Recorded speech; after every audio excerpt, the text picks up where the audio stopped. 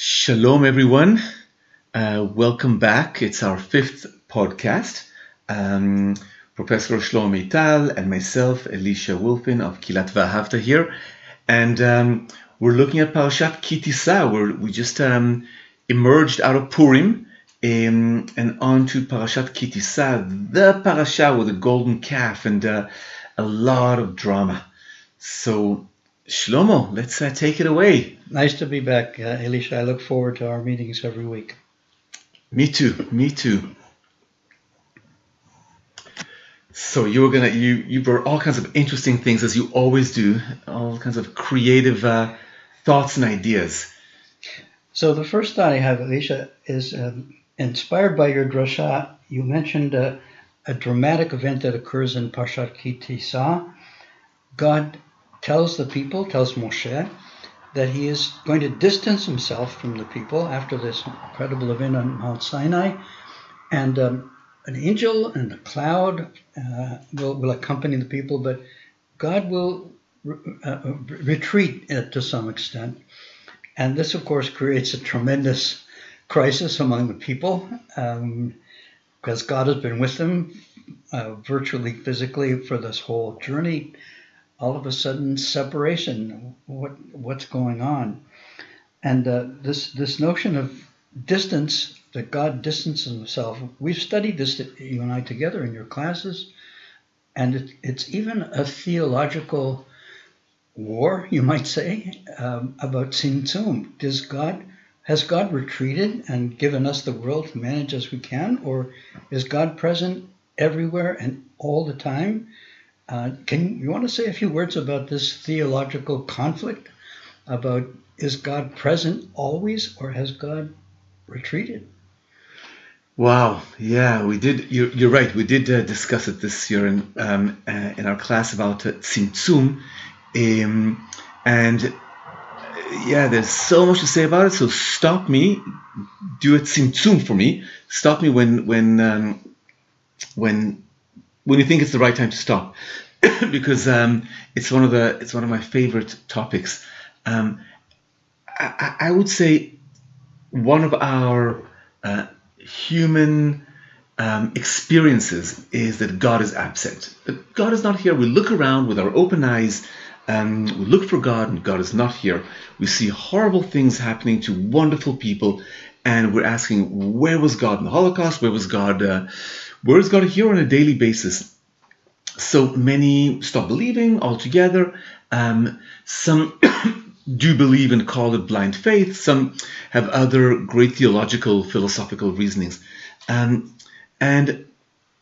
my basic assumption, based on Kabbalah and Chassidut, and also the sages, that God did not withdraw. God never withdrew. God cannot withdraw, because all is God, and God is inherent in everything.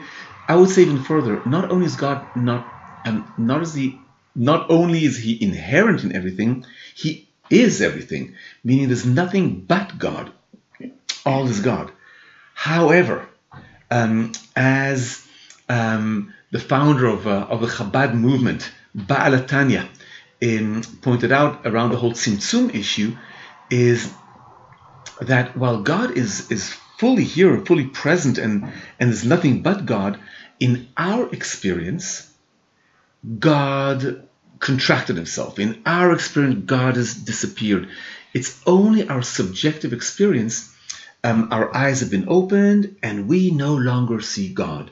But it's only our own blindness. So this whole dynamic in this parasha about God telling Moshe, you know what? I'm withdrawing from the people. I'll send an angel, I'll send a cloud, but I am withdrawing from the people. The way I can read it today, and as a result of our course, that's why I love teaching, because I get to learn, is that God is actually saying, I'm not withdrawing. I recognize that from the human perspective, I have withdrawn. I'm giving you that freedom of choice to think, to believe, unfortunately, that I have withdrawn. I'll never withdraw, but I understand this has been your choice. That's perfect, Elisha, and I embrace that wholeheartedly for the following reason. Many religious people use the expression Im Yirtzeh Hashem, if God's willing, which kind of is a fatalistic approach. And if we believe that God is at a distance somewhat, it places heavy responsibility on us to fix things. And there's so much that needs fixing in this world, and you have to really, really work hard at it. And if you believe that God is going to do it anyway, it's a little too fatalistic. You and I are very fond of Bette Midler's song. This song, I think, captures a beautiful thought. I'm going to just read some of the words in the song, and maybe our listeners can look up on YouTube the song itself and listen to Bette Midler. It's wonderful. God is watching us, God is watching us, God is watching us from a distance. From a distance, you look like my friend, even though we're at war. From a distance, I just cannot comprehend what all this fighting's for. From a distance, there's harmony, and it echoes through the land. And it's the hope of hopes. It's the love of loves. It's the heart of every man. It's the hope of hopes, the love of loves. This is the song for every man. Beautiful. Yeah.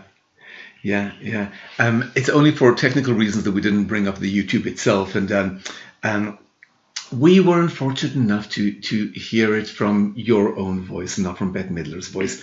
And maybe that's a metaphor for God disappearing. So we couldn't have Bette Midler, so we have our own reading here. And yeah, it's a beautiful song.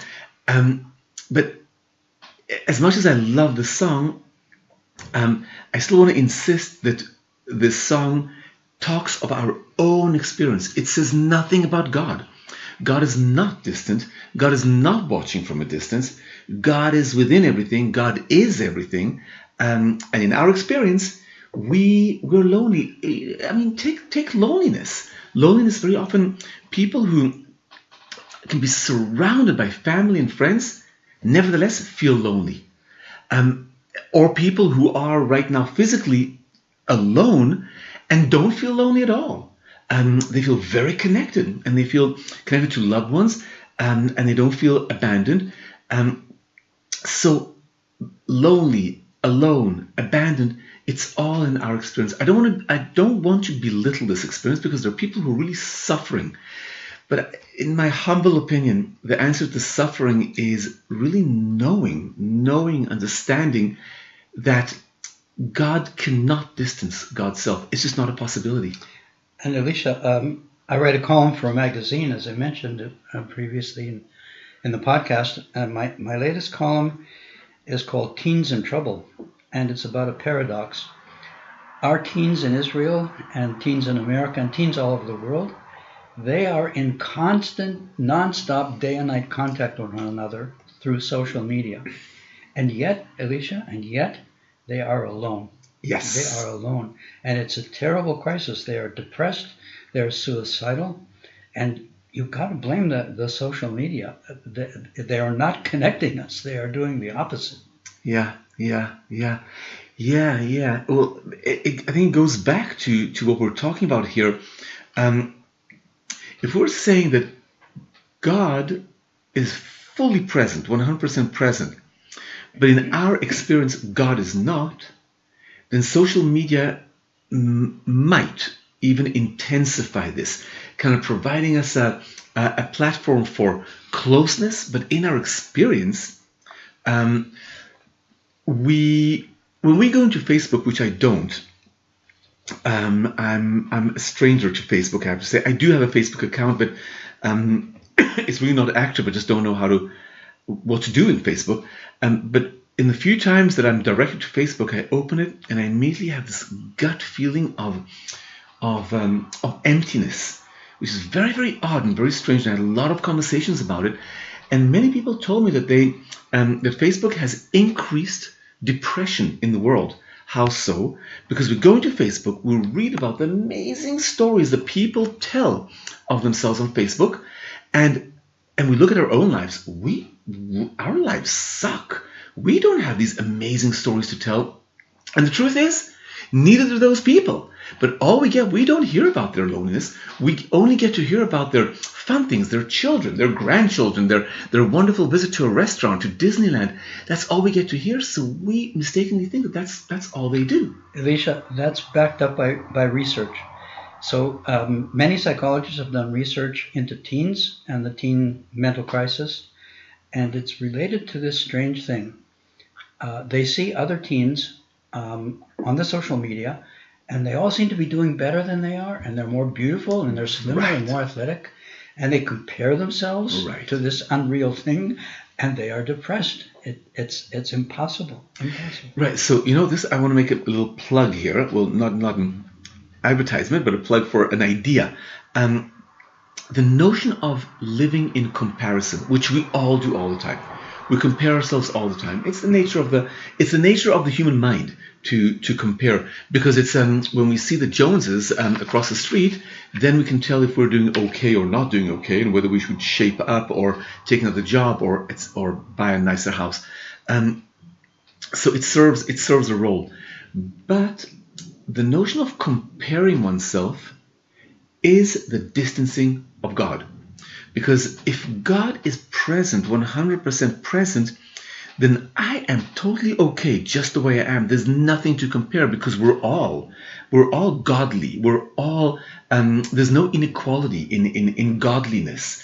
But it's when God is not present in our psychology, in our theology, in our lives, that's what's left. What's left is, how beautiful is my house, my car, my appearance, etc. So it's not a coincidence that social media, instead of bringing people closer, and I'm not saying it hasn't done that, I'm sure it does that too, but it creates more loneliness and depression than love and intimacy. Exactly.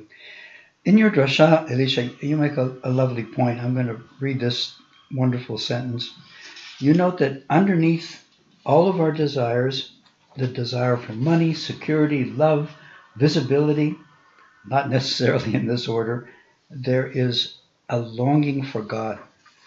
And I've encountered this, Elisha. We often compare notes because my world is the world of innovation and entrepreneurship. Yours is the world of Torah, and there's overlap. And in my world, I work with really, really clever engineers and scientists. And they work very hard, and many of them are, frankly, not huge fans of God. And they don't entirely acknowledge the presence of God or even the existence of God sometimes. And part of the reason is that they themselves are trying to do amazing things, which is, in a sense, godlike. But Elisha, you're absolutely right. No matter what we do, even among them, there is a longing for God. And here's the reason. I try to understand the motivation of people who work so hard. I work with a person who is approaching 70 years old. And he is traveling economy class to save money, going to Japan, working 24/7. And why? Why are you doing this? And the answer is to create value, to change the world, to create meaning, which is romantic and dramatic and powerful. And it is a search for God, in a sense, because it is an act of creation. When these people invent amazing things that change the world, they are joining God in the act of creation. And as you explained to us, the act of creation didn't end with Breshit, with creating the world. The world is recreating itself all the time. And here we are doing it, and we are in partnership with God. So these amazing innovators, they are searching for God in their own way as they search for meaning, real meaning. Yeah. And often when we say God works in mysterious ways, God operates in mysterious ways, I think that God is working through us. And very often we think we're doing what we're doing. It's us that's doing it. It seems like it's us that is doing it, but it's not. It's not really us doing it. It's God doing it through us. Sorry, we just got interrupted for a moment. someone brought some cake and cookies, and she didn't know. She brought it in. This was God working through her, interrupting our podcast in the middle, bringing sweetness to our lives, and so thank you. But back to our, well, we're still back in our topic. What I'd like to suggest is that our ego is telling us that I did it. And in the book of Deuteronomy, it's actually very prevalent there. Kochi ve'otzim yadi, my strength has done this. I did this and I did that. I discovered this, and I was in the Technion, and I, created this, that, or the other. And God is suggesting, the God that I believe in is working through us, and the pursuit of meaning, the pursuit of goodness, the pursuit of value, the pursuit of it's all God's work in the world. We are the vehicles, the vessels through which God is doing God's work. And Elisha, even that ego, that egoism, even that denial of God is godly, and I'll explain. Yes. When you do something amazing and create an innovation that is radical and new, people don't like it, people don't want it, never heard of it, like this thing, like the smartphone. You need to really believe in yourself and what you're doing. Yes. You need to have this powerful ego, but even that powerful ego, looking inward and not seeing God, but seeing yourself, even that is godly. Yes. Because that creates divine things in this world. Yes. This the way the ego works is godly. Yes. Kind of, and that's what I think this parasha is all about. When the children of Israel, they want God so badly, but they don't see God, so they turn to Aaron. Aaron created God for us. We want God. We desperately need God, but we don't know how to do it. So we're turning to you, Aaron, the human being, created God for us. And Aaron, in his ingenuity, creates the golden calf. And the people are satisfied for a little bit, and that's the one little piece that Moshe failed to fully understand, and Aaron was the one who really understood that what people wanted was God, and he provided a golden calf through which they can experience God. So same thing here, when a scientist is spending hours in a lab, needing to crack a riddle, something like a scientific hurdle on the way to a great discovery. He's taking it very personally, i.e. ego. But this the way he's taking it personally, that's the way God works how God works in the world. So yes, the ego is an amazing divine trick. I have a friend, unfortunately passed away not long ago, who spent 15 years, Elisha, working on an idea. And the idea was to dissolve brain tumors that were inoperable deep inside the brain without a scalpel, using a beam of ultrasound guided by an MRI. 15 years. And now, my friend was a real egotist. Sometimes I must say he was obnoxious. But Elisha, this is a godly device. His method dissolves glioblastoma brain tumors inside brains that no surgeon could otherwise get to. I see that as absolutely divine. And man, you have to have a pretty strong ego to work 15 years on a nearly impossible idea. Yeah. It's an amazing comment, and a great example that the biggest egos, and I know we have a problem with people with huge egos. We often don't like them. They often rub us the wrong way, and it sounds like ego is the opposite of God. But as you're saying, it's through, if we're saying that our bodies are the vehicles through which God works, then it's our egos as the vehicle through which God invents, explores, and advances humanity. Exactly. Changing direction a little bit, another passage in your drasha inspired some thinking. I actually wrote a blog about this. The concept of awe, the emotion of awe. Here we are, we're at Mount Sinai. The children of Israel are gathered around lightning and thunder. They see the the words of God. They are filled with awe, and the word awe appears for the first time in this parsha in Ki Tissah. And the Lord responded, look, I'm making a covenant, a brit, with the people. I will perform wonders in the presence of all your people. God does that every day. That have never been done in all the earth or in any nation. All the people you live among will see the Lord's work. For what I am doing with you is awe-inspiring. In Hebrew, norah. Norah in everyday Hebrew is awful or terrible, but it really means awe-inspiring. And there's work now by psychologists about this neglected emotion of awe. And awe means encountering something amazing, huge, beyond ourselves, stirring, something we don't fully understand or grasp, and it fills us with wonder, which is essentially acknowledging the beauty of this world that God has created. And this emotion of awe that the children of Israel are experiencing, it's therapeutic. It's therapeutic because when we look inside ourselves, I've got to say this about psychologists. I'm married to a psychologist, and she has helped thousands of people. But she agrees with me. Psychologists in some ways have done damage to the world by telling people to look inward at themselves. And when you look inside yourself, you see only yourself using psychotherapy or psychoanalysis. But truly, when you experience awe, when I see the results of evolution, flowers and our human body, our amazing human body, it's a product of evolution. Evolution was created by God. It's an unbelievable system. It fills you with awe.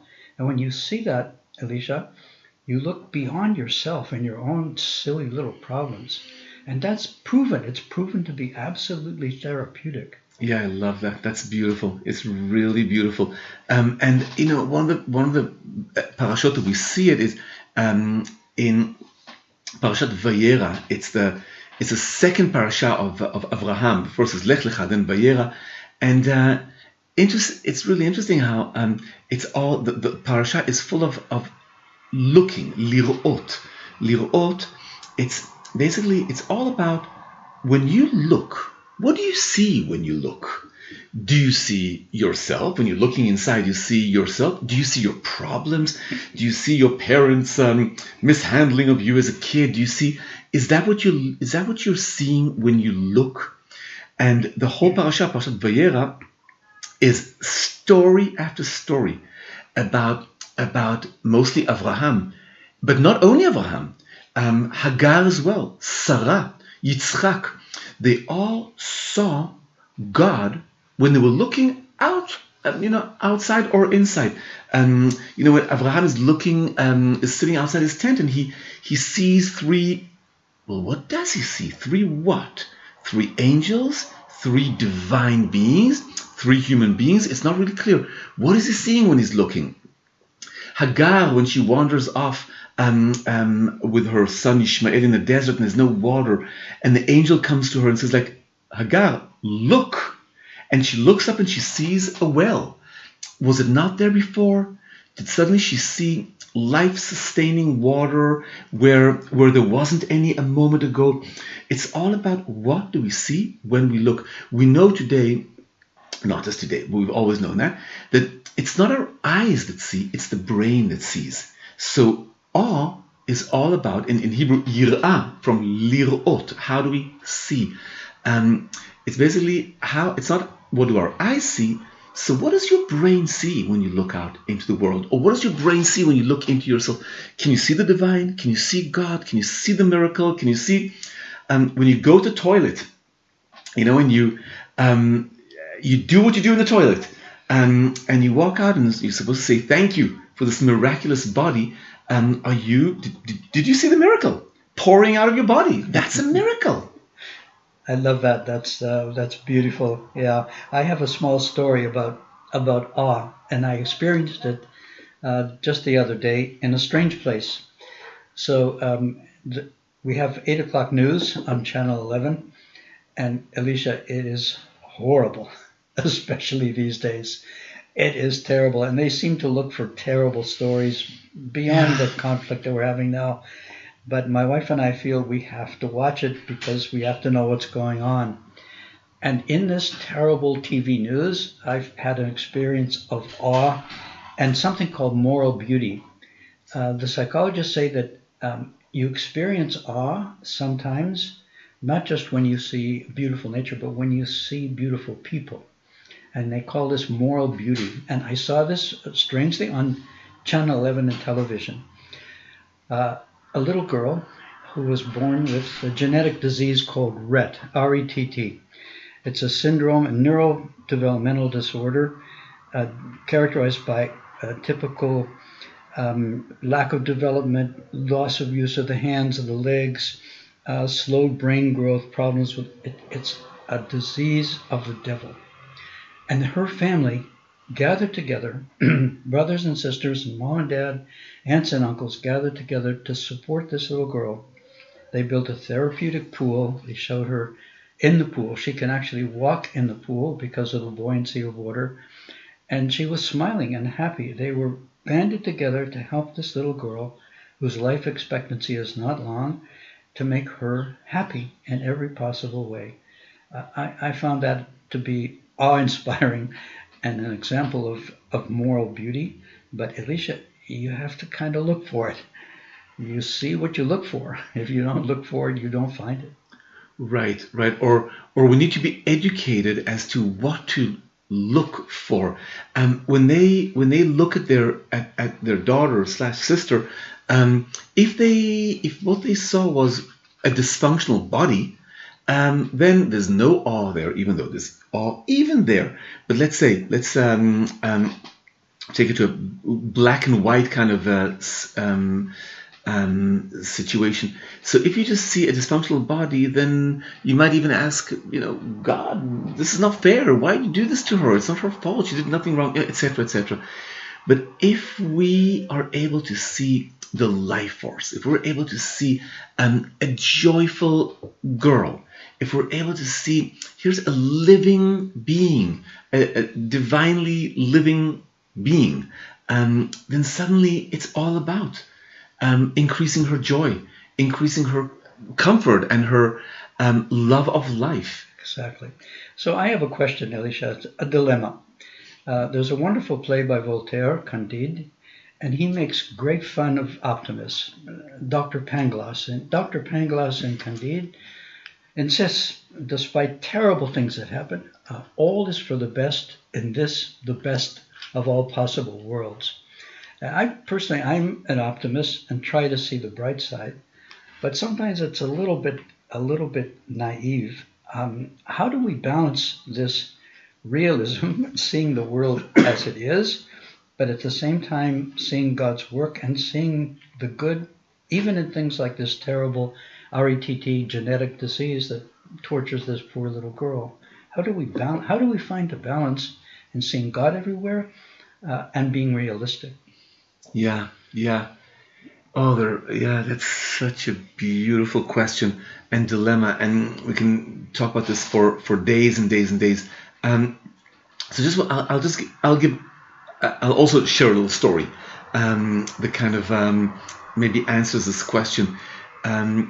Quite a few years ago, about over 20 years ago, it was during the second Intifada, so it was over 20 years ago. I guided a group that came from the United States. I used to be a tour guide, and they, in their request, as we were preparing for their trip, they wanted to go to the Old City and meet in Jerusalem and meet with all the sides of the conflict, and really understand what is this all about. It was a very progressive group. It was a wonderful, wonderful group. So I contacted a friend who's actually used to be a chanich of mine many years ago at the Haifa University when I was working there. And he lives there. He's religious and he lives there. And and I asked him if he could arrange something for us, because he's very much into the dialogue between religious groups. And he said, yes, of course. We had the most amazing day. Imagine being in the middle of the Intifada in the old city of Jerusalem, a group of families, children, adults, we went to meet with Ateret Kohanim, one of the most extreme right-wing groups. I think today there are even more extreme groups. At the time, they were the most extreme, I think. And they gave us their ideology. From there, we went to a mosque and met with Muslim clergy who told us all about their view of the conflict. And then we ended at with a group of nuns in a convent, all in the old city. And it was an exhausting day. It was a thrilling and exhausting day. At the end of the day, we had a final session with this guy. And one of the participants asked him, she said, "You live here. You see this every day. How do you handle all this tension, this conflict? How do you not give up?" And he said the following. He said, "Every morning when I wake up in the morning, I, figuratively speaking, my hands go looking for my glasses." He calls them Mashiach glasses. Now, we don't have to call them Mashiach glasses because we might not like this term too much, but the optimism glasses. And he says, "I don't open my eyes until I feel I have these glasses in my hand, put them on my eyes, ears, and nose kind of thing, put them on, and only then do I open my eyes." And he says, "It's a choice I make every morning to look at the world through the eyes of Mashiach, or through the eyes of redemption, through the eyes of hope, through God's eyes." It's a choice I make every single day, and it's not easy, and it's not something we've been educated towards. We don't educate towards that, and it's something we can educate towards that. So let me try to put that into practice, Elisha, as we conclude our podcast, our conversation. The next parsha is Vayakhel, and Vayakhel means Kehillah, means to gather together the people. This is a crucial week for Israel. We have this terrible internal conflict. Let's hopefully wish that during this week, before Parshat Vayakhel, during Parshat Vayakhel, that we will find a way to come together. Amen, amen, amen. Yeah, let's just look for the right glasses. So thank you all for listening, for joining in, and we'll see you again, God willing, next week. Have a great Shabbat, and Shlomo, thank you so much. My pleasure. See you next week, Elisha.